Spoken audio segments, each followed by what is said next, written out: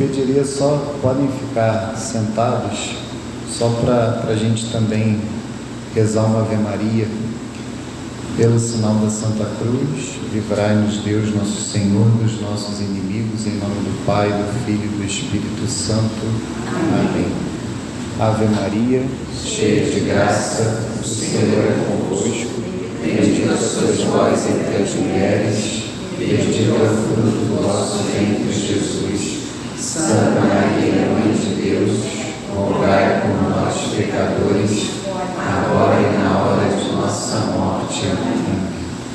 Glória ao Pai, ao Filho e ao Espírito Santo, como era no princípio, agora e sempre. Amém. Nossa Senhora das Lágrimas, rogai por nós. Glorioso e castíssimo São José, rogai por nós. São Conrado de Constância, rogai por nós. São João Paulo II, rogai por nós.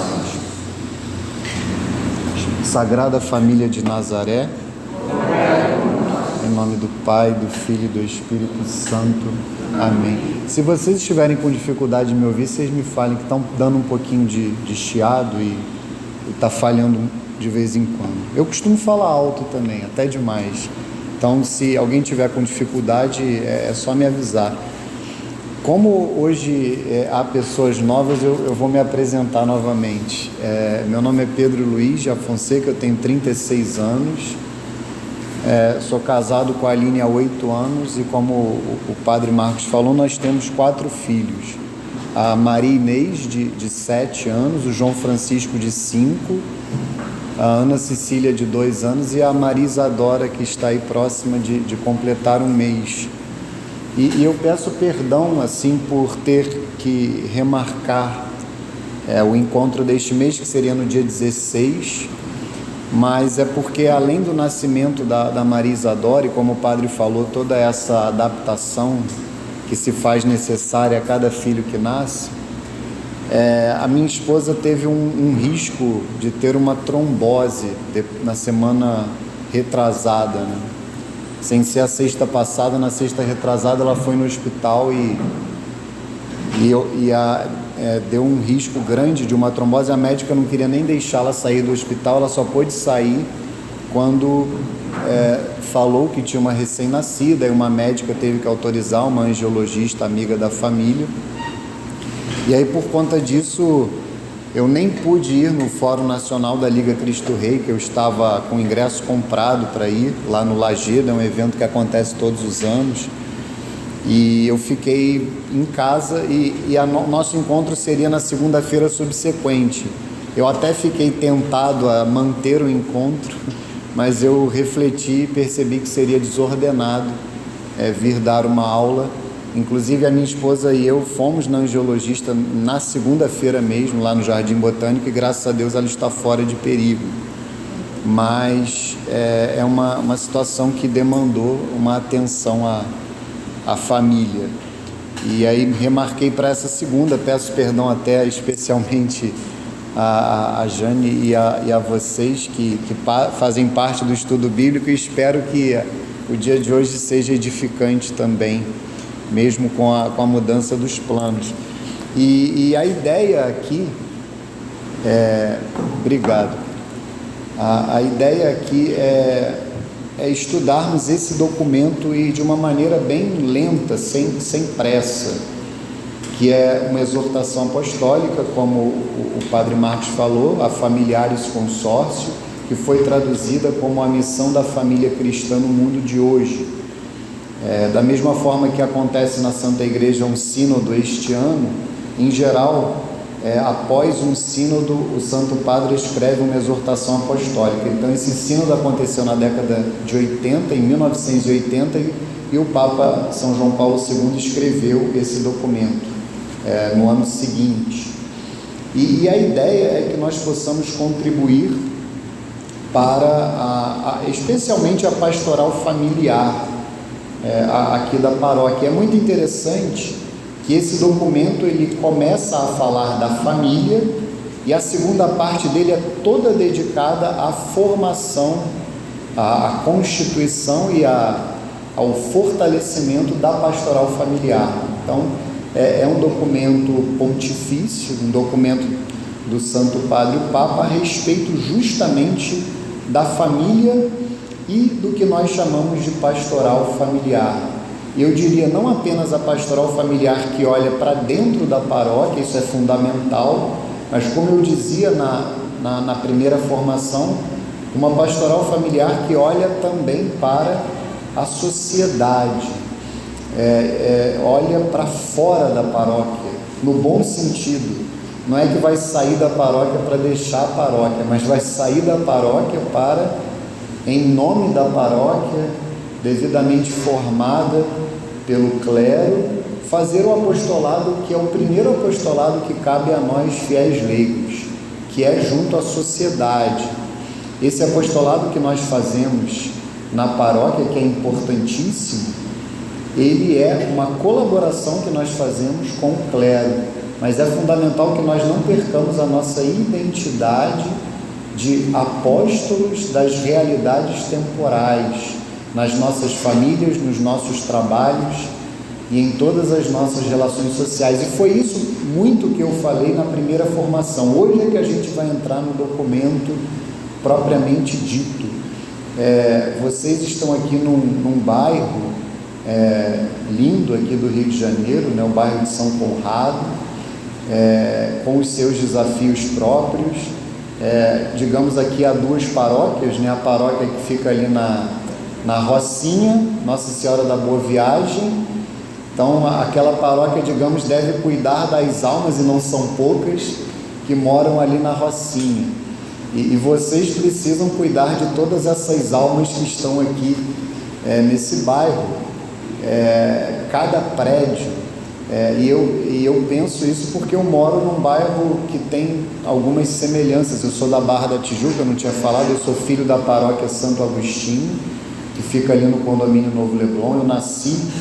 Eu nasci no Leblon, morei um ano mais ou menos no Leblon, ali no Selva de Pedra, mas quando a minha mãe engravidou do meu irmão, que tem 1 ano e meio de diferença, nós já fomos morar na Barra. Então eu fui batizado ali na capela da PUC, mas depois eu já fui para a paróquia Santo Agostinho. Nós moramos sempre dentro da paróquia, da área da paróquia, em condomínios ali muito próximos. Eu fiz a primeira comunhão lá, fui crismado lá aos 22 anos, quando eu tive a minha segunda conversão, e imediatamente eu me tornei catequista de adultos. Logo depois de fazer a catequese de adultos, eu senti esse chamado de Deus de começar a servir na catequese de adultos, e assim estou há 12 anos. Há 12 anos estou nesse serviço, e hoje penso que a catequese é algo que é constitutiva do meu ser, digamos assim. Eu sou advogado de formação, me formei na Faculdade Nacional de Direito, na FRJ, mas eu trabalho hoje na área de seguros, e também sou catequista, também não deixa de ser uma profissão. Eu fui fundador, eu sou fundador e fui integrante do Centro Dom Bosco durante 6 anos e meio. Deixei o Centro Dom Bosco em junho desse ano e fundei, até antes disso, nós fundamos na Barra da Tijuca um apostolado chamado Apostolado Nossa Senhora das Lágrimas. Eu fundei até antes da minha saída do Centro Dom Bosco. O apostolado foi fundado no dia de Santo Hilário de Poitiers, que é conhecido como o Santo Atanásio do Ocidente. Por isso é que ele é um dos nossos padroeiros, dia 13 de janeiro, ao lado de São Francisco de Paula, que eu considero o padroeiro da Barra da Tijuca, porque a Ordem dos Mínimos foi a primeira que chegou na nossa região para evangelizá-la. Aqui era um mangue, né, uma selva, há algumas décadas atrás. Hoje a Ordem dos Agostinianos está lá também, além de muitos ótimos padres diocesanos, como é o caso do Padre Marcos. E o apostolado Nossa Senhora das Lágrimas, ele está mais voltado para essa região que eu chamo de Grande Barra da Tijuca, que eu considero inclusive São Conrado como parte integrante, a Barra, o Recreio, as Vargens, Vargem Pequena e Vargem Grande. Caso vocês queiram conhecer melhor, basta falar comigo. O padre tem o meu contato, fica à vontade para passar para qualquer um de vocês. Nós nos reunimos quinzenalmente, na segunda e na quarta, quinta-feira de cada mês, e na terceira sexta nós rezamos um terço pró-vida, que acontece ali na paróquia São Francisco de Paula. Já aconteceu 2 vezes, um terço a favor da vida e da família, sempre às 20 horas, e as nossas reuniões são às 19 horas, na segunda e na quarta, quinta do mês. Era sexta-feira, mas a gente avaliou que na quinta ficaria mais adequado. Então a gente está bem no início das atividades. E o que motivou a fundação desse apostolado? Isso é só um parênteses. É que eu percebo que algo acontece aqui na nossa região. Há uma obra do Espírito Santo que se realiza aqui na nossa região.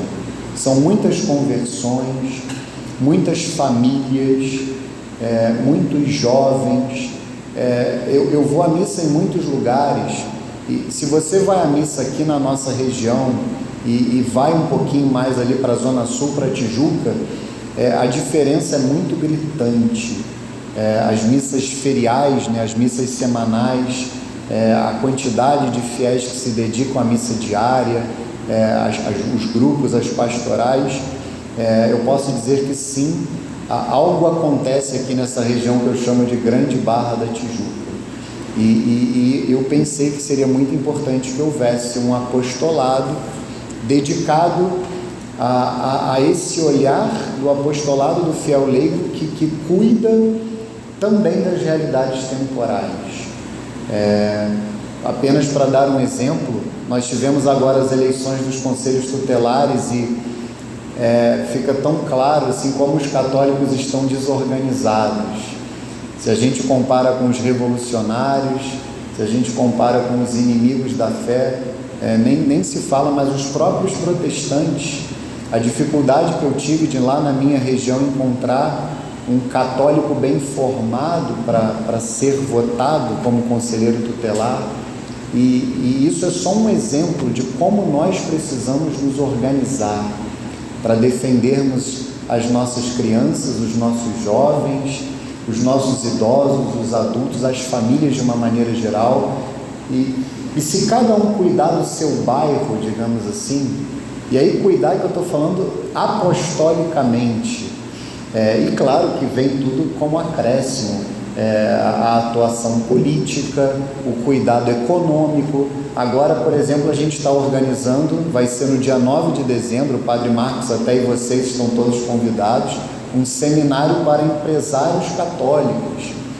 que é parte de um movimento de proposta de união do empresariado católico nacional, regional, local. Deve acontecer ali no Hotel Ibis, na Barra da Tijuca. Então vejam que nós precisamos atuar como fiéis leigos em toda a sociedade, e para isso a organização do laicato é fundamental. Então o apostolado Nossa Senhora das Lágrimas, ele tem esse intuito. Isso tem tudo a ver com o que nós falaremos aqui ao longo de um bom tempo, eu não sei quanto tempo. Eu virei aqui uma vez por mês, a ideia é essa. Foi o que eu falei para o padre, eu gostaria de vir todos os dias, mas ao olhar para os meus deveres de Estado e o que eu posso fazer, nós definimos uma vez por mês eu estar aqui com vocês. E além do apostolado Nossa Senhora das Lágrimas, eu também fundei uma escola de catequese. Eu não sei se aqui há algum catequista ou alguém que tem isso no coração. Também, além do apostolado Nossa Senhora das Lágrimas, vocês também procurem lá no YouTube a Escola de Catequese São Pio X. É uma escola que eu consagrei a São Pio X, que foi um papa, assim, talvez o papa mais catequista da história da igreja, e também santo, a exemplo de São João Paulo II. E a ideia nessa escola é formar catequistas, e catequistas nesses dois sentidos: catequistas no sentido formal, que é aquele que atua nas paróquias, mas também os catequistas da sociedade, porque nós somos chamados a dar catequese para os nossos filhos, nós somos chamados a dar catequese no nosso ambiente de trabalho, com os nossos colegas, os nossos sócios, empregados, nossos chefes, nossos clientes. Nós somos chamados a dar catequese para os nossos amigos. É claro que é uma catequese diferente da que acontece na paróquia. Então, tem essa dupla atuação aí. E se vocês puderem lá nos seguir no Instagram, o Instagram da Escola de Catequese é o meu pessoal, Pedro Luiz de Afonseca. E o Apostolado Nossa Senhora das Lágrimas já tem uma página no Instagram e nós temos 2 canais no YouTube. O canal da Escola de Catequese São Pio X e o canal do Apostolado Nossa Senhora das Lágrimas. E eu tenho me dedicado no Apostolado Nossa Senhora das Lágrimas a falar exclusivamente do apostolado dos fiéis leigos, e agora eu vou começar a falar dessa espiritualidade própria de Nossa Senhora das Lágrimas, que é uma aparição que aconteceu em Campinas na década de 30. Ela é contemporânea à aparição de Nossa Senhora em Simbres, em Pernambuco, e a ideia é nos aprofundarmos também nessa espiritualidade. A ideia é ter, a cada mês a gente divide as aulas, uma de uma índole mais espiritual, porque afinal sem vida de oração nosso apostolado ele não é nada. Tudo começa com a vida interior, com a vida de oração, com a vida sacramental. É até muito bonito que o nosso encontro mensal ele aconteça primeiro com a Santa Missa, né, às 18, e depois nós caminhamos para cá. Então é uma aula de índole mais espiritual e uma aula de índole mais apostólica. E na escola de catequese, eu comecei a estudar uma obra de Santo Agostinho, que é a Como Catequizar os Rudes, De Catequizandis Rudibus, que é uma obra que foi muito importante na minha formação. Então eu comecei por ela, e também agora nós lançamos um quadro que é a catequese no mundo de hoje, a catequese do nosso tempo, que é inspirada inclusive num outro documento de São João Paulo II, que é uma exortação apostólica sobre a catequese. Eu gravei um vídeo na semana passada sobre o aborto, que é um tema muito candente hoje na sociedade, e amanhã eu peço que vocês rezem por mim, que eu vou me arriscar a gravar um vídeo sobre esta guerra que acontece hoje entre Israel e Palestina. A ideia nesse quadro é dirigir um olhar católico para um tema social que está em voga aí na mídia, e na mídia em geral o que a gente vê não é nada católico. A ideia é que a gente possa dirigir um olhar católico para esses temas. Então vamos aqui na introdução da obra. Eu aconselho que vocês ou comprem, é fundamental que vocês também leiam entre uma formação nossa e outra, e meditem nas lições de São João Paulo II. Esse documento aqui ele vende em todas essas livrarias católicas, paulinas, Paulos, e a Paulos também tem uma coleção que tem todos os documentos de São João Paulo II. E eu estou até atrás desse livro, ainda não consegui comprá-lo. É um livro em capa dura, assim, com uma capa vermelha muito bonita, que vem todos os documentos do pontificado de São João Paulo II. E a ideia é também, na próxima aula, se Deus quiser, eu já estarei com ele aqui. Então vamos aqui na introdução. São João Paulo II ele vai falar da igreja a serviço da família. Então vamos ver aqui o que ele nos ensina. Eu vou ler muito pausadamente e comentar as lições. A família nos tempos de hoje, tanto e talvez mais do que outras instituições, tem sido posta em questão pelas amplas, profundas e rápidas transformações da sociedade e da cultura. Muitas famílias vivem esta situação na fidelidade àqueles valores que constituem o fundamento do instituto familiar. Outras tornaram-se incertas e perdidas em relação a seus deveres, ou ainda mais, duvidosas e quase esquecidas do significado último e da verdade da vida conjugal e familiar. Outras, por fim, estão impedidas por diferentes situações de injustiça de realizarem seus direitos fundamentais. Consciente de que o matrimônio e a família constituem um dos valores mais preciosos da humanidade, a Igreja quer fazer chegar sua voz e oferecer sua ajuda aos que, conhecendo já o valor do matrimônio e da família, procuram vivê-lo fielmente.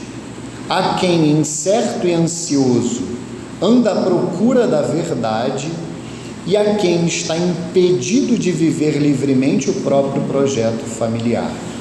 Sustentando os primeiros, iluminando os segundos e ajudando os outros, a Igreja oferece o seu serviço a cada homem interessado nos caminhos do matrimônio e da família. Dirige-se particularmente aos jovens que estão para iniciar o seu caminho para o matrimônio e para a família, abrindo-lhes novos horizontes, ajudando-os a descobrir a beleza e a grandeza da vocação ao amor e ao serviço da vida.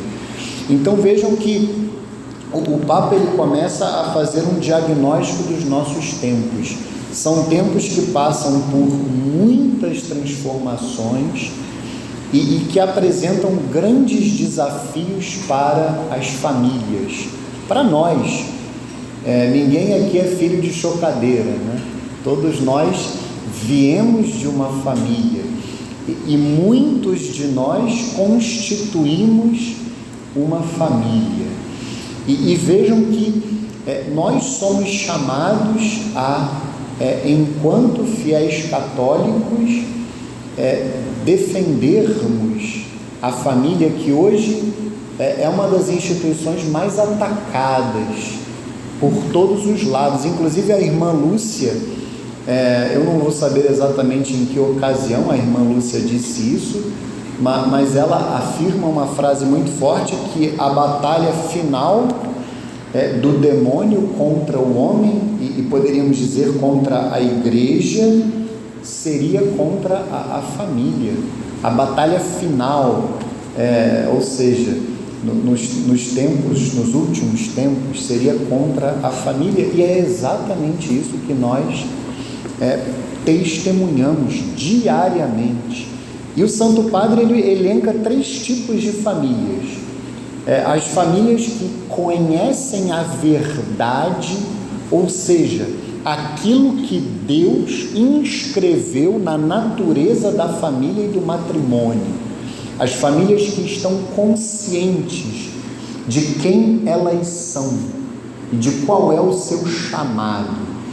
Por outro lado, famílias que desconhecem essa verdade, ou no mínimo estão duvidosas, estão em dúvida, famílias que estão descaracterizadas. E um terceiro grupo são as famílias que se veem impedidas pelas mais diversas razões de cumprirem o seu papel. E quando nós pensamos na família, e o Evangelho de hoje é maravilhoso para nós salientarmos isto, aquele Evangelho em que aquele homem rico lota os seus celeiros e avalia que ele agora pode descansar. Nosso Senhor fala da ganância, e aí Nosso Senhor diz que aquele homem morrerá naquela noite. O que ele vai levar? Por que eu estou a falar desse Evangelho? Porque um dos traços mais característicos digamos, de como as famílias hoje estão perdidas é que boa parte das pessoas que constituem a família hoje pensam apenas nesta vida. Esse materialismo que nós vemos na sociedade, e esse hedonismo é a busca desenfreada do prazer, e o materialismo, um apego excessivo à realidade material. É muito característico hoje das famílias, as famílias que não percebem que a primeira vocação da família é o céu, é a vida eterna com Deus no céu. Quando eu me uni à Aline há 8 anos atrás, é evidente que eu me comprometi a fazê-la feliz nesta vida, a lutar para isso, e a minha felicidade consiste na busca da felicidade dela. Mas essa felicidade, é sem dúvida nenhuma uma alegria nesta vida, mas é principalmente a felicidade com F maiúsculo na próxima. Que eu seja um companheiro aqui de batalha neste vale de lágrimas, na vida terrena, que sem dúvida nenhuma tem as suas alegrias, mas também tem muitas provações, e que ela seja a minha companheira de batalha até o céu. E hoje as pessoas muitas vezes se casam com uma atitude egoísta do ser feliz, e a felicidade é aqui confundida com prazer, com o hedonismo. E a partir do momento que acontece o primeiro desafio no matrimônio, desculpa a palavra, eu dou um pé no traseiro do meu cônjuge e acabou. E a mesma coisa se aplica aos filhos. Nós não temos filhos para esta vida, nós temos filhos para o céu.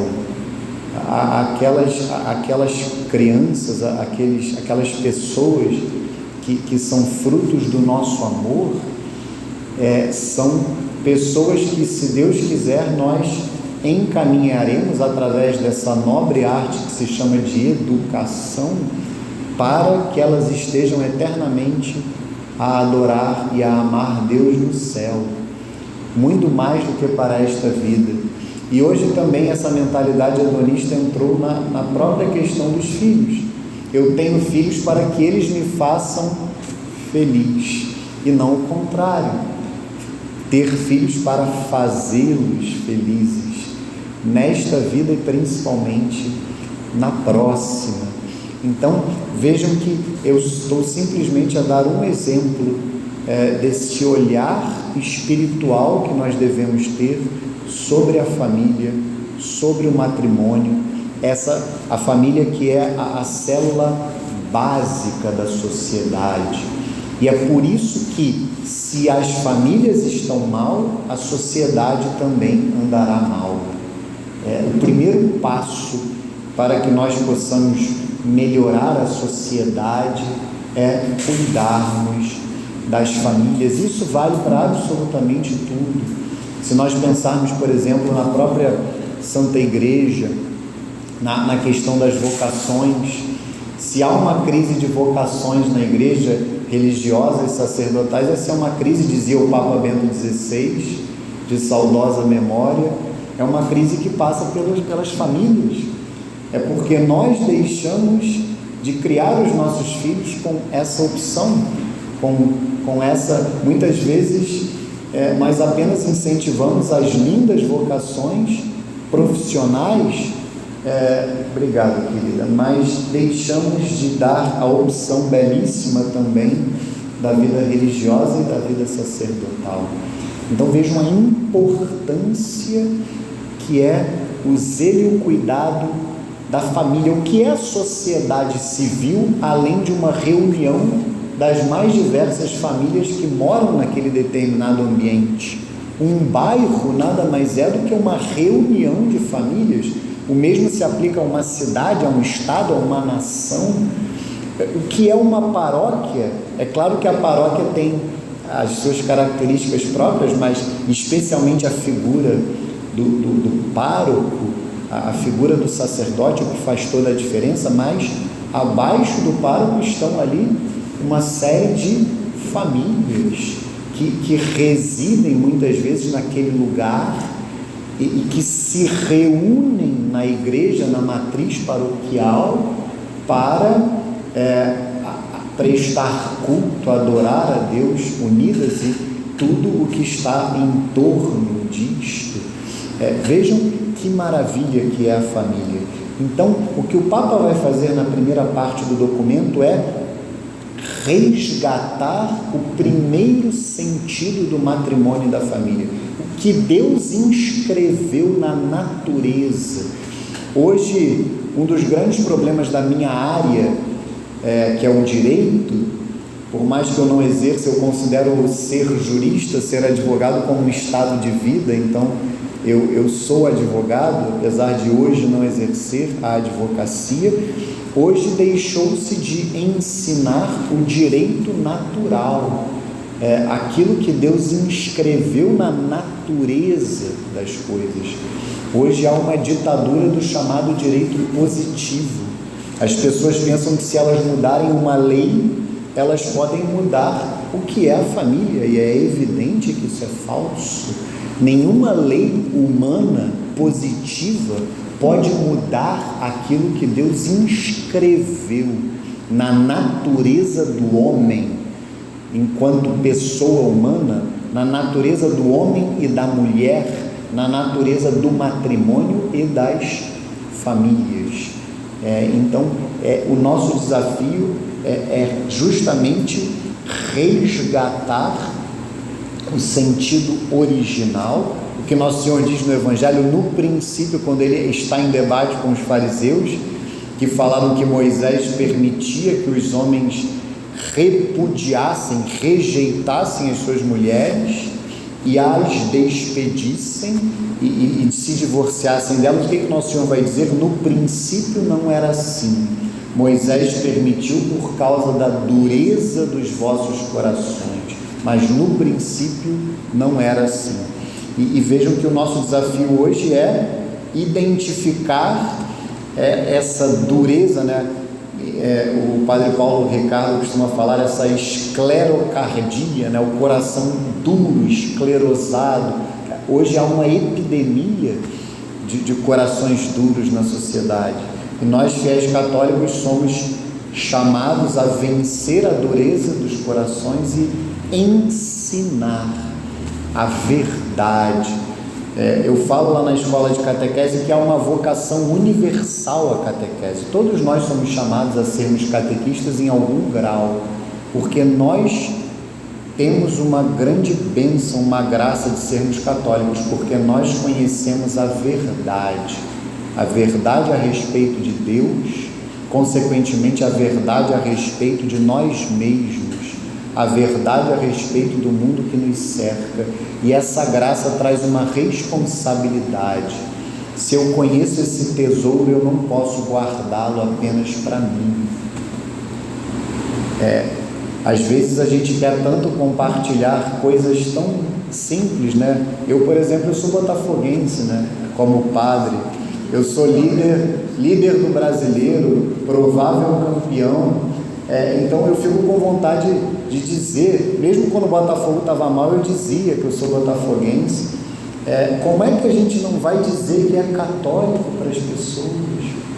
Como é que a gente não vai dizer, não vai propagar o Evangelho das mais diversas formas, com um sorriso, com um olhar, com uma atenção e, quando possível, né, como diz São Francisco de Assis, por palavras, com a nossa pregação, dentro do que for possível nas circunstâncias das nossas vidas. E é isso que vocês têm que identificar. Eu posso falar da minha vida, mas vocês precisam fazer o exame de consciência das vidas de vocês. A gente tem que falar de Nosso Senhor desde o porteiro do nosso prédio ao nosso vizinho. Nós temos que falar de Nosso Senhor com toda e qualquer pessoa que se aproxima de nós. E esse é o detalhe. E isso está diretamente relacionado com a nossa vocação de famílias cristãs. A vocação, a missão da família no mundo de hoje, diz o Santo Padre. E aí ele vai continuar na introdução: o valor precioso do matrimônio e da família. A igreja iluminada pela fé, que lhe possibilita conhecer toda a verdade sobre o precioso valor do matrimônio e da família e sobre seu significado mais profundo, sente mais uma vez a urgência de anunciar o Evangelho, isto é, a Boa Nova, a todos indistintamente, de modo especial aos que são chamados ao matrimônio, ou para ele se preparam, a todos os esposos e pais do mundo. Ela está profundamente convencida de que só com o acolhimento do Evangelho encontra realização plena toda a esperança que o homem depõe legitimamente no matrimônio e na família. sendo queridos por Deus com a própria criação, o matrimônio e a família estão interiormente ordenados a complementarem-se em Cristo e têm necessidade da sua graça para serem curados das feridas do pecado e conduzidos ao seu princípio, isto é, ao pleno conhecimento e à realização do desígnio de Deus.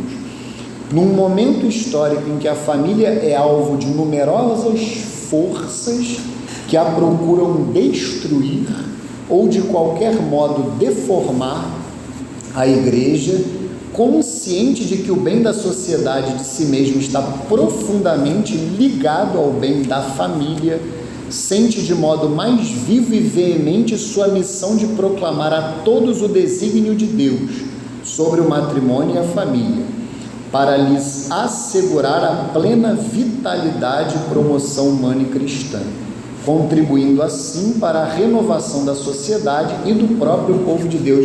Justamente aquilo que eu falava, cuidar da família é naturalmente cuidar da sociedade e da igreja. O que povo de Deus aqui é a Santa Igreja Católica, a Santa Igreja que foi prefigurada no Antigo Testamento pelo povo escolhido, o povo de Israel.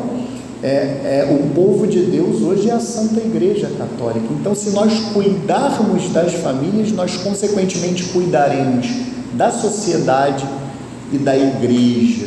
E a família que foi de fato criada quando Deus cria Adão e Eva, e quando nós lemos aqueles belíssimos relatos da criação que estão nos 2 primeiros capítulos da Sagrada Escritura, do livro do Gênesis, cada um deles complementa o outro. O primeiro ali já com uma indicação da Santíssima Trindade: façamos o homem a nossa imagem e semelhança. E é muito belo porque o homem, o ser humano, individualmente considerado, ele é a imagem e semelhança de Deus, mas ali tem um detalhe muito bonito: criou o homem e mulher os criou. Então também há no matrimônio, na relação, na união do homem e da mulher, algo de imagem e semelhança. Se a gente olhar a Trindade, é claro que numa forma simbólica, a Trindade também é família. O pai ama o filho e o filho é amado pelo pai, ama o pai de volta, e o amor entre o pai e o Espírito, entre o pai e o filho, é o Espírito Santo. O Espírito Santo, que é de fato o amor de Deus em pessoa divina. Essa é uma maneira simples que eu sempre gosto de explicar a Trindade para os meus alunos. A Trindade, que é um mistério, que é de fato inacessível à nossa razão. A igreja vem em nosso socorro, mas eu gosto de explicar a Trindade a partir dessa lógica do amor, e como isso se reflete, claro que de maneira muito imperfeita, na família. O pai, o esposo, é figura de Deus Pai, a esposa é figura de Deus Filho, de nosso Senhor Jesus Cristo, e os filhos, que são frutos do amor dos pais, são figuras do Espírito Santo, como a própria família é imagem e semelhança de Deus. E no primeiro relato, Deus ainda falará da vocação da família para o amor e a procriação: crescei e multiplicai-vos, além da vocação do trabalho: dominai a terra e submetei-a. O trabalho que não é fruto do pecado, diferentemente do que falava o seu Madruga, lá do Chaves, né? Não há trabalho ruim, o ruim é ter que trabalhar. É claro que depois do pecado original, o trabalho ele se torna árduo, e isso é dito pelo próprio Deus para Adão, que ele vai ganhar o pão, que a terra será dura com o suor do seu rosto, mas o trabalho é anterior ao pecado: dominai a terra e submetei-a. Trabalho também que é um campo muito fértil para o apostolado. E no segundo relato, aquele belíssimo encontro de Adão e Eva, a criação da mulher com a mesma dignidade do lado do homem, não é nem da cabeça nem do pé, A costela também simboliza a mesma dignidade, mas a mulher que, graças a Deus, é diferente do homem e é complementar. Ambos se complementam, têm a mesma dignidade, mas são diferentes. Diferentemente do que se diz aí fora hoje, graças a Deus o homem e a mulher são diferentes, complementares, e dessa complementaridade, dessa riqueza vem a família. E como o homem também, nesses tempos de hoje, em que, perdão pela crueza das palavras, eu posso falar isso aqui, se eu falar lá fora, talvez eu saia de camburão, mas no Gênesis também se vê aquela admiração de Adão por Eva. Agora sim, osso dos meus ossos, carne da minha carne, aquela atração que é da vontade de Deus e que é o natural, é o ordenado. E hoje a gente vê um lobby gay que quer também entrar nas nossas casas, entrar nas escolas dos nossos filhos, e a gente vê aqui todas essas ameaças ali. O antídoto está nos dois relatos da criação: a ameaça à ideologia de gênero, do machismo, do feminismo, de tudo isso que promove a chamada guerra entre os sexos, quando Deus na realidade nos chama ao amor, ao serviço, à submissão de um ao outro, como está na carta de São Paulo aos Efésios.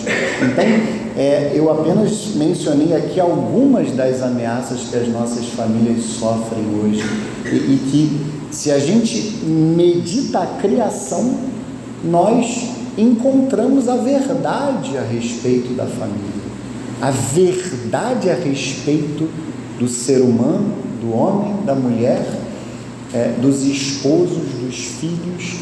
Uma simples leitura em oração dos relatos da criação e do que nosso Senhor nos ensina no Evangelho permite que nós conheçamos essa verdade. É o que São João Paulo II diz aqui: a igreja, ela vem em socorro de nós. A igreja que é mãe e mestra da verdade. A igreja, como o Padre Marcos falava, que com esse tripé da transmissão da revelação divina, Sagrada Escritura, Sagrada Tradição e o magistério que, quando a gente fala magistério da igreja, é o Santo Padre e o Papa e os bispos em comunhão com ele. Vejam que o magistério está a serviço da Sagrada Escritura e da Sagrada Tradição, e ele é o legítimo intérprete da Sagrada Escritura, e ele cumpre essa missão aqui neste documento de nos ensinar a verdade a respeito do matrimônio, da família. E é tão belo buscarmos essa verdade, porque o matrimônio, ele é uma realidade extremamente desafiadora. Quando eu dou palestra lá no curso de noivos da minha paróquia, eu até brinco que aquelas propagandas de margarina cabia até um processo ali de propaganda enganosa, porque a realidade do matrimônio não é aquele sorriso. É claro, a gente faz, especialmente nos domingos, finais de semana, a gente monta ali uma mesa de café da manhã, mas nas propagandas não mostram que 5 minutos depois os filhos já estão ali a brigar, e tem todo um dever que nós temos ali de educá-los, especialmente quando eles estão na idade dos meus. Mas o matrimônio é uma realidade desafiadora e extremamente santificadora. O próprio São Pio de Pietrelcina, ele dizia que esses desafios do matrimônio, essas pequenas desordens, até a tentação que nós temos diante das tarefas domésticas, diante de amar o outro que às vezes não está num bom dia, amar os nossos cônjuges, nos sacrificarmos por eles, amarmos os nossos filhos, nos sacrificarmos por eles, é um caminho de santidade o matrimônio, e esse é o nosso caminho. A busca da santidade, no nosso caso, que somos fiéis leigos, passa muito pela vida familiar, em fazermos com a maior perfeição possível aquilo que Deus nos chama a fazer dentro da família, amarmos os nossos familiares em cada momento, em cada instante, e a nos sacrificarmos por eles, em meio àquelas simples atividades domésticas, no exercício da paciência, no exercício da renúncia, da abnegação. Muitas vezes não é fácil, só com a graça de Deus. E é por isso que São João Paulo II nos ensina que o matrimônio, que naturalmente, desde o Gênesis, desde a criação, ele já é algo santo, algo sagrado, ele é elevado à dignidade de sacramento por nosso Senhor Jesus Cristo. E isso acontece na cruz, quando o coração de nosso Senhor, porque o lado é o coração, quando o coração de nosso Senhor Jesus Cristo é perfurado pela lança, naquele momento nasce a igreja. A igreja, da mesma maneira que Eva, diz São João Crisóstomo, e os padres da igreja, de uma forma geral, da mesma maneira que Eva nasce do lado aberto de Adão, quando Adão dormia o sono da morte, Eva, que é a esposa de Adão, a igreja nasce do lado aberto de nosso Senhor Jesus Cristo. E dali sai sangue e água, sangue que é sinal da Eucaristia e água, sinal do batismo. E vejam que a partir deste momento, a união do homem e da mulher passa a ser um sinal, um sacramento da união de Cristo com a igreja, a união de Deus com o homem.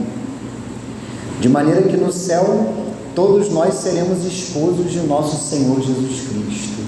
E a minha união com a minha esposa e a união de vocês, que são casados, já é um sinal do que nós viveremos no céu e do que nós somos já chamados a viver nesta terra através deste matrimônio com nosso Senhor Jesus Cristo.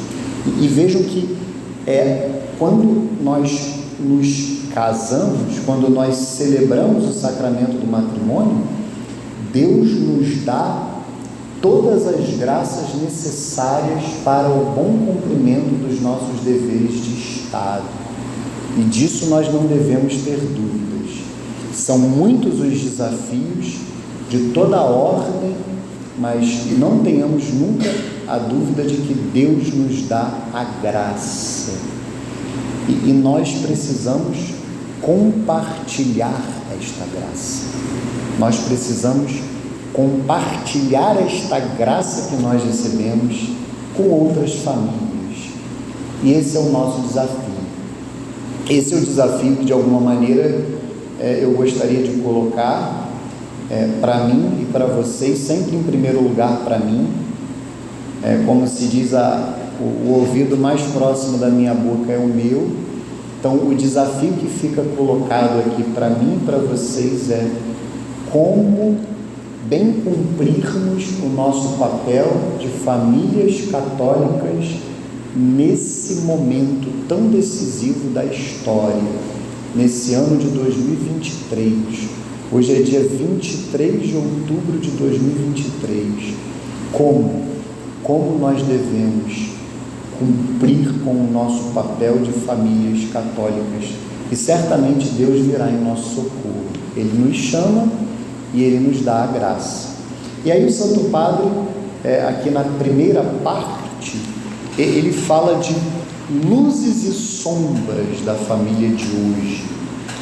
Vejam que não são apenas aspectos negativos. O Santo Padre é muito equilibrado. Ele vai falar também das luzes. Ele vai falar também de aspectos positivos que nós vemos no mundo de hoje a respeito das famílias. E nós temos que nos valer desses aspectos positivos para o nosso apostolado, a evangelização das famílias.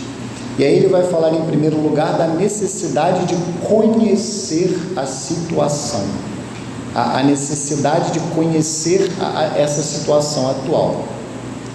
Uma vez que o desígnio de Deus sobre o matrimônio e sobre a família visa ao homem e à mulher no concreto da sua existência cotidiana, em determinadas situações sociais e culturais, a Igreja, para cumprir a sua missão, deve esforçar-se por conhecer as situações em que o matrimônio e a família se encontram hoje. Esse conhecimento é, portanto, uma exigência imprescindível para a obra de evangelização. É, na verdade, às famílias do nosso tempo que a Igreja deve levar o imutável e sempre novo Evangelho de Jesus Cristo, na forma em que as famílias se encontram envolvidas nas presentes condições do mundo, chamadas a acolher e a viver o projeto de Deus que lhes diz respeito. Não só, mas os pedidos e os apelos do Espírito ressoam também nos acontecimentos da história e, portanto, a Igreja pode ser guiada para uma compreensão mais profunda do inexaurível mistério do matrimônio e da família, a partir das situações, perguntas, ansiedades e esperanças dos jovens, dos esposos e dos pais de hoje. Deve-se acrescentar a isto mais uma reflexão ulterior de particular importância para o nosso tempo. Não raramente ao homem e à mulher de hoje, numa sincera e profunda busca de resposta aos graves e diários problemas de sua vida matrimonial e familiar, são oferecidas visões e propostas mesmo sedutoras, mas que comprometem de diferentes maneiras a verdade e a dignidade da pessoa humana. É uma oferta frequentemente sustentada pela potente e capilar organização dos meios de comunicação social, que põe sutilmente em perigo a liberdade e a capacidade de julgar com objetividade. Muitos, já conscientes desse perigo em que se encontra a pessoa humana, comprometem-se com a verdade. A Igreja, com seu discernimento evangélico, une-se a tais pessoas, oferecendo-lhes seu serviço em favor da verdade, da liberdade e da dignidade de cada homem e de cada mulher. Então, vejam que o nosso trabalho, então, como fiéis católicos, é este. E esse é o esforço que o Santo Padre faz nesse documento. Ao mesmo tempo, a boa e velha catequese a respeito do matrimônio e da família, o buscar a verdade a respeito do matrimônio e da família, e, em segundo lugar, um olhar dirigido às circunstâncias atuais, um olhar dirigido ao mundo de hoje. E aí cada um de nós, nesse momento, pode fazer, não um exame de consciência, mas um exame das nossas circunstâncias. Como está a nossa família? Ou como estão as nossas famílias, né? Porque, afinal, muitos de nós viemos de uma família e constituímos outra. Então, nós temos pelo menos duas famílias, e se nós considerarmos as famílias sob uma perspectiva mais ampla, além dos nossos cônjuges, dos nossos pais, dos nossos irmãos, dos nossos filhos, há também os nossos primos, tios, avós. Como estão as nossas famílias? E como estão as famílias com as quais nós convivemos? Os nossos vizinhos, colegas de trabalho. Como está? Qual é a situação da família no mundo de hoje? E a ideia é, depois desta dupla reflexão, promover um encontro entre a verdade a respeito do matrimônio e da família com a situação das famílias no mundo de hoje, e com essas famílias concretamente. Quando a gente fala de uma evangelização, de uma nova evangelização, é o que o Santo Padre dizia, nada mais é do que apresentar o imutável Evangelho, mas que é imutável e sempre novo para as famílias, na situação concreta em que elas vivem hoje.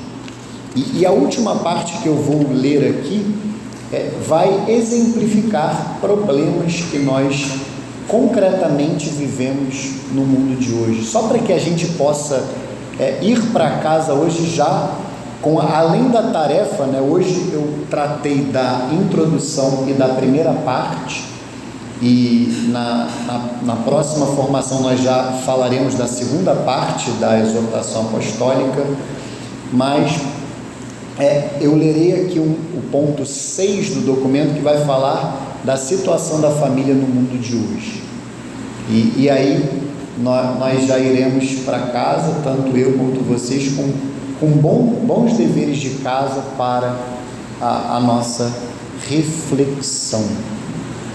A situação em que se encontra a família apresenta aspectos positivos e aspectos negativos. Nos primeiros, sinal da salvação de Cristo operante no mundo. Nos segundos, sinal da recusa que o homem faz ao amor de Deus.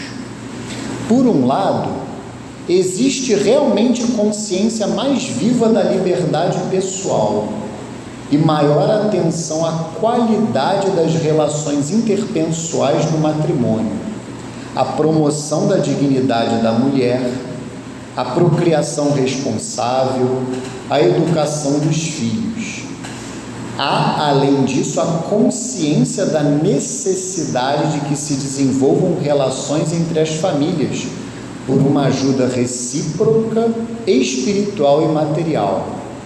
A nova descoberta da missão eclesial da família e da sua responsabilidade na construção de uma sociedade mais justa. Vejam que o Santo Padre elenca uma série de aspectos positivos e que sim, eram verdadeiros na década de 80 e continuam verdadeiros hoje. Claro que de uma forma mais específica, alguns aspectos cresceram, se desenvolveram, outros pioraram, mas o fato é que todos esses aspectos, em maior ou menor grau, permanecem válidos. Mas aí ele vai falar agora dos aspectos negativos. Por outro lado, contudo, não faltam sinais de degradação preocupante de alguns valores fundamentais. Uma errada concepção teórica e prática da independência dos cônjuges entre si, as graves ambiguidades acerca da relação de autoridade entre pais e filhos, as dificuldades concretas que a família muitas vezes experimenta na transmissão dos valores, o número crescente dos divórcios, a praga do aborto, o recurso cada vez mais frequente à esterilização, a instauração de uma verdadeira e própria mentalidade contraceptiva. Então vejam todos esses aspectos negativos. Quando o Santo Padre fala dessa independência dos cônjuges, me vem esses dois males que eu citei anteriormente, que são o machismo e o feminismo, o homem que despreza a mulher e a mulher que despreza muitas vezes o homem. Quando se fala aqui dessa ambiguidade, essa crise de autoridade, hoje muitas vezes nós vemos pais que não querem educar os seus filhos, que não querem ensinar para os seus filhos o que é certo e o que é errado, o que muitas vezes implica na prática desagradar os filhos, contrariar os filhos concretamente, o que dá trabalho, sem dúvida nenhuma. E também tudo isso que nós poderíamos chamar de cultura da morte. O Santo Padre vai falar aqui do aborto, vai falar da esterilização, da mentalidade contraceptiva. Hoje, a vida que muitas vezes é vista como um problema. As pessoas muitas vezes veem os filhos mais como um problema do que como uma graça, uma bênção que Deus dá aos pais e à sociedade. Vejam que tudo isso é a proliferação dos divórcios, essa crise na educação que também, hoje muitas vezes os pais estão mais preocupados com a educação cultural que eles dão para os filhos, que é importantíssima, que é aquela educação que muitas vezes a gente pede um auxílio para o colégio, mas eles negligenciam as duas principais dimensões da educação, que são a educação religiosa, que é a mais importante, e a educação moral. Ensinar os nossos filhos a serem homens e mulheres verdadeiramente de fé, tementes a Deus, e também pessoas boas, pessoas que buscam o bem e rejeitam o mal. E claro, depois vem todas as outras dimensões da educação. Fala, querido. Eu estava lembrando como acontece muito hoje, a gente vê com muita frequência a competição do casal, particularmente profissional, aquela dedicação anos a fio, o marido e a mulher competindo no sucesso profissional, e isso gera um drama na vida do casal, porque esfria a relação, porque é competição, é uma coisa fria, cruel, dura, e para os filhos também, para as crianças que são geradas naquele contexto, naquele meio, passa uma mensagem triste, dura, difícil das crianças assimilarem isso aí, e crescem com essa mentalidade, crescem com essa frieza de brigar por quem deve ganhar, trabalhar e ganhar mais. E isso aí é um lastro de problemas também. Ou então, um outro caso que eu vejo muito frequente hoje, o marido ganha muito e a esposa pouco, e ele a pune por isso, e ele desconsidera por isso, sabe? Então, isso já é muito sério para um casal. Nós temos famílias inteiras assim, muitas famílias, é plural mesmo, que vivem nesse contexto difícil. Antigamente o dinheiro do casal era tudo junto, eu acho. Hoje não é mais assim. Então hoje, tentando explicar a fala, hoje o dinheiro do marido, o dinheiro da mulher é da mulher. E antigamente era uma conta, vamos dizer, conta bancária, uma conta bancária só. Então hoje eu acho que isso é exatamente. Eu até recomendo que vocês ouçam a homilia do Padre Paulo sobre o Evangelho de hoje, porque ele fala dessa epidemia da ganância, e é claro que isso atinge as famílias, porque é um fato que depois da Revolução Industrial, há 300 anos atrás, nós hoje temos uma necessidade de trabalhar demais. É importantíssimo que nós percebamos isso. A dedicação que nós temos hoje às nossas carreiras, e eu não estou a falar do trabalho, porque trabalho é algo também envolve as nossas carreiras, mas é algo maior. Eu trabalho em casa também, eu trabalho de uma forma mais ampla em tudo aquilo que eu faço, que não necessariamente eu sou remunerado por isso. A catequese que eu dou na minha paróquia é trabalho, mas é um trabalho não remunerado, mas é trabalho. Trabalho é tudo aquilo que o homem faz para aperfeiçoar a criação de Deus. Eu gosto de falar do trabalho sob essa ótica. Deus, Santo Tomás de Aquino diz, está no Catecismo, ele sempre poderia fazer algo melhor, mas ele escolheu fazer a criação em estado, diz o Catecismo, de caminhada, para atingir uma perfeição última no final dos tempos, quando haverá novos céus e uma nova terra, diz São Pedro numa de suas cartas. E o trabalho é o meio através do qual, da mesma maneira que nós procriamos, nós colaboramos com Deus na criação, no momento em que geramos os nossos filhos. Com o trabalho nós aperfeiçoamos a criação. Só que hoje a gente é obrigado a ter uma dedicação muito exagerada ao trabalho remunerado, o que é uma consequência da Revolução Industrial, que não adianta nem eu falar disso agora, porque não haverá tempo. Mas o fato é que eu consigo lutar contra isso até um certo ponto. Mas eu terei que trabalhar muito, porque senão eu vou passar fome. Essa é que é a verdade. Mas eu preciso matar a ganância dentro de mim, em primeiro lugar, que é isso que vocês estão falando.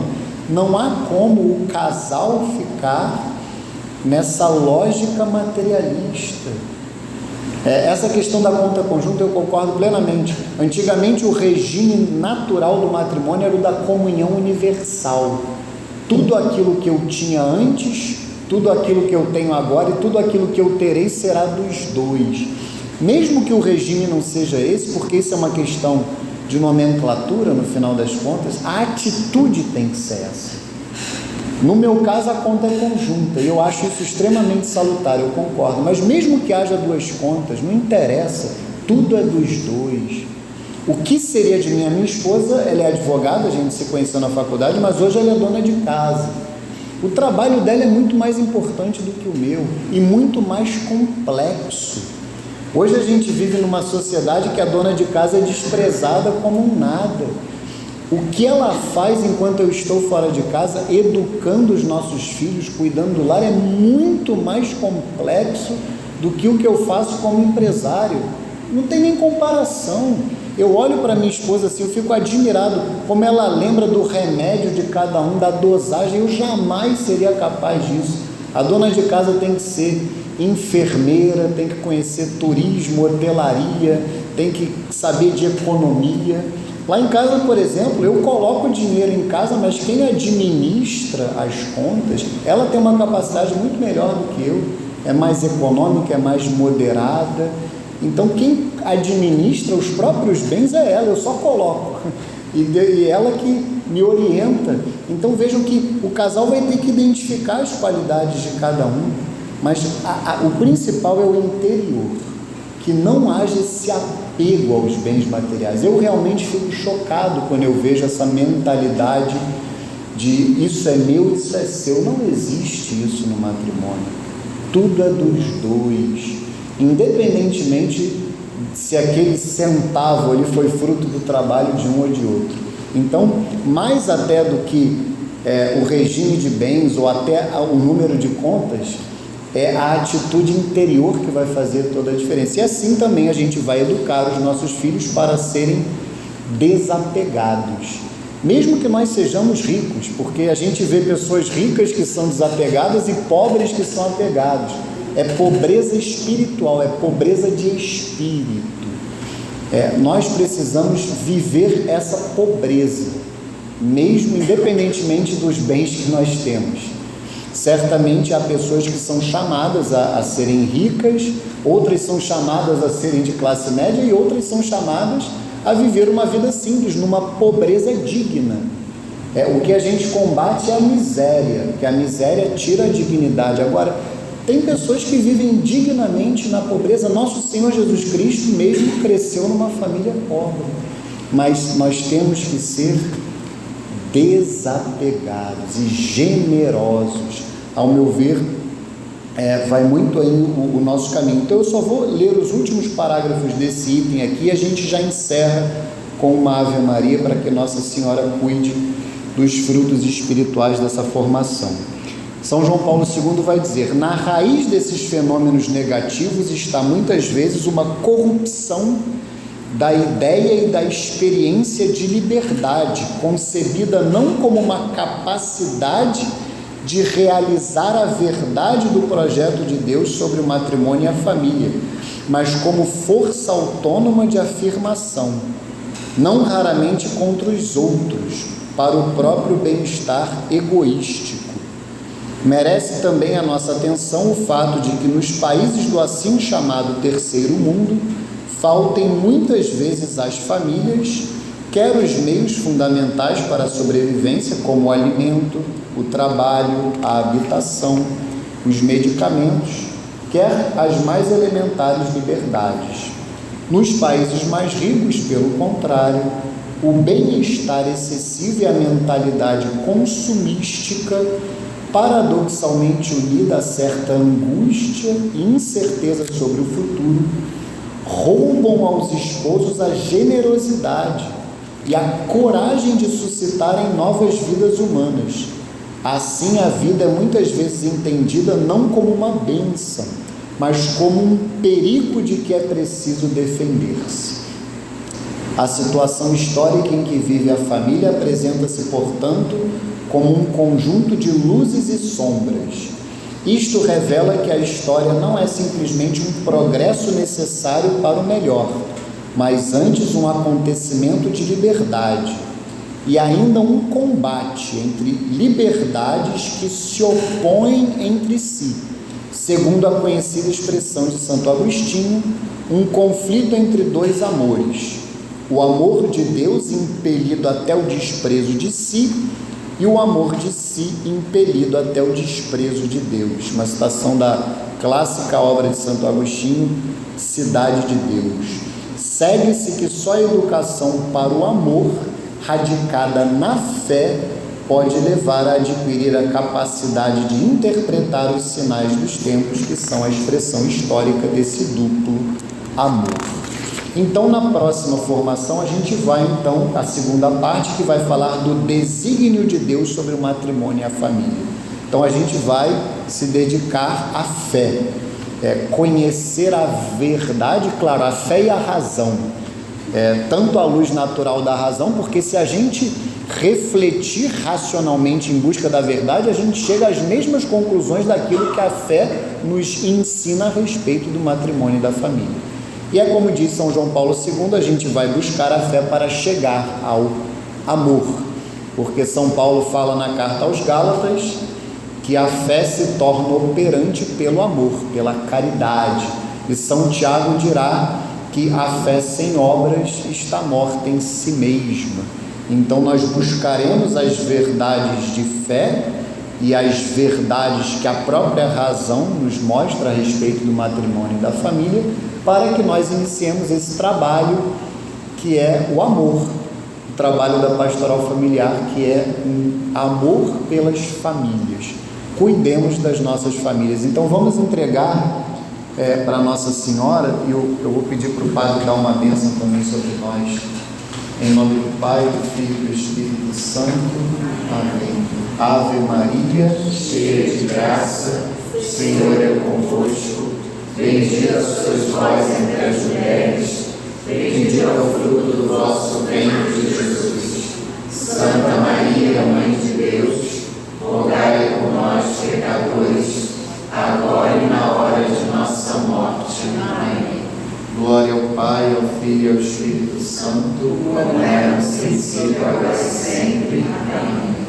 Nossa Senhora das Lágrimas, rogai por nós. Glorioso e castíssimo São José, rogai por nós. São Conrado de Constança, rogai por nós. São João Paulo II, rogai por nós. Se o senhor puder dar uma bênção. Nossa, tempo, né? Debaco. Uma graça de Deus, não?